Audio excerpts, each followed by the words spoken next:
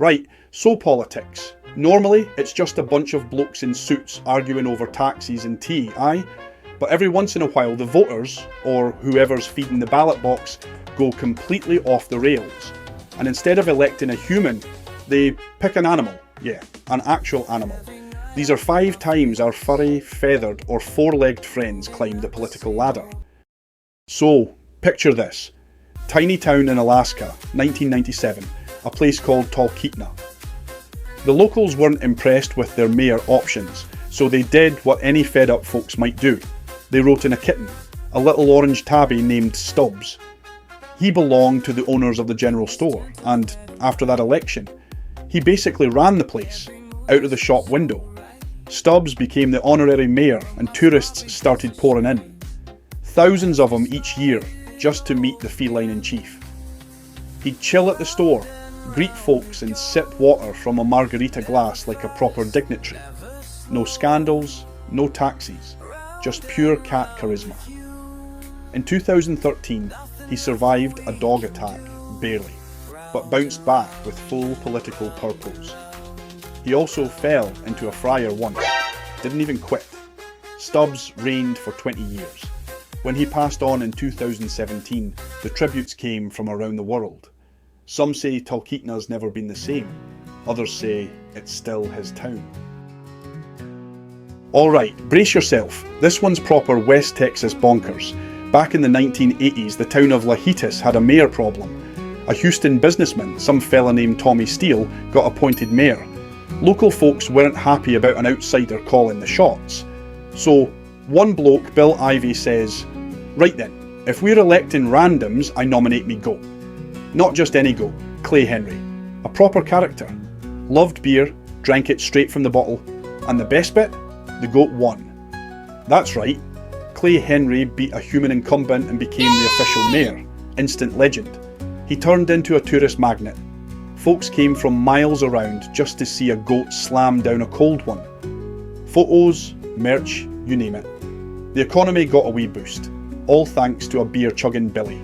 But like any dynasty, the Clay Henry line was dramatic. Clay Henry Jr. killed the original in a fight over a female goat. Family politics, eh?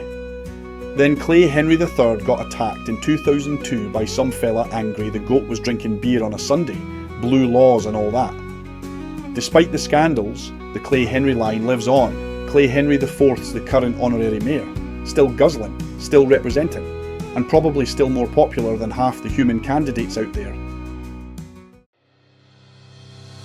Oi, before we move on to the next 4-legged legend, let me ask you something. Have you subscribed yet? No? Well, it's free, you muppet. No taxis, no spam, no goat mayors knocking on your door. Just more tales they never taught you in school. Go on, give that button a little click. I'll wait.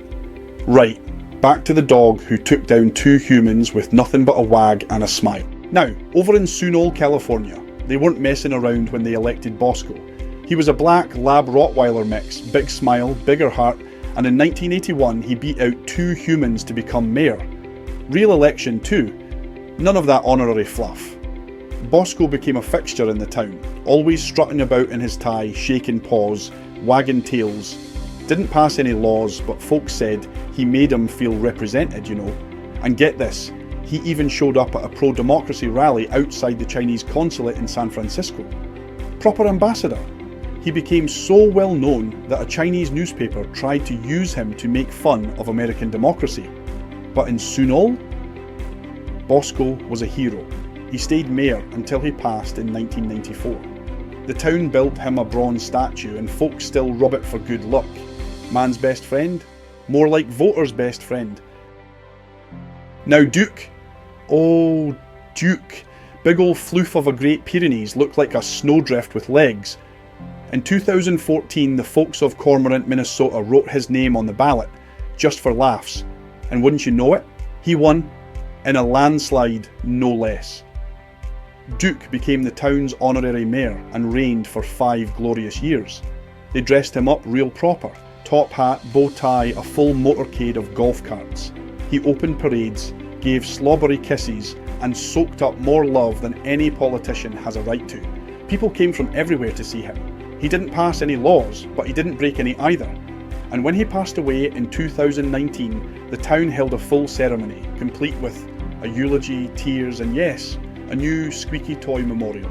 The kind of send-off any mayor would envy. Good boy, 10 out of 10. Now, this one might just be the most dignified furball in transportation history. Tama was a stray calico cat who used to hang around Kishi Station in Japan. One day, the station master fed her, and just like that, she never left. In 2007, with the station struggling and closures looming, someone had a brilliant idea. Let's hire the cat. They gave Tama a title, Station Master, a little uniform hat and full access to the station office. She didn't move trains or issue tickets, but people loved her. Tourism exploded. Readership went up over 10%. The station gift shop sold Tama plushies, postcards, even train passes with her face on them. The local economy boomed. Over $10 million thanks to this fluffy platform supervisor. She got promoted to Super Station Master, then Operating Officer, and when she passed in 2015, they gave her a full Shinto funeral and enshrined her as a goddess. I swear to you, I'm not making this up. So there you have it. Cats with jobs, goats with scandals, dogs with landslides, and one legendary floof who ran a train station better than half the bureaucrats I've ever met. Tama, the station cat, didn't just save a railway. She proved what a little love, some kibble, and a fancy hat can do. And if you've got a feline friend of your own, maybe it's time to give them the royal treatment too. Click right here to check out our video on ways to make your cat's day today.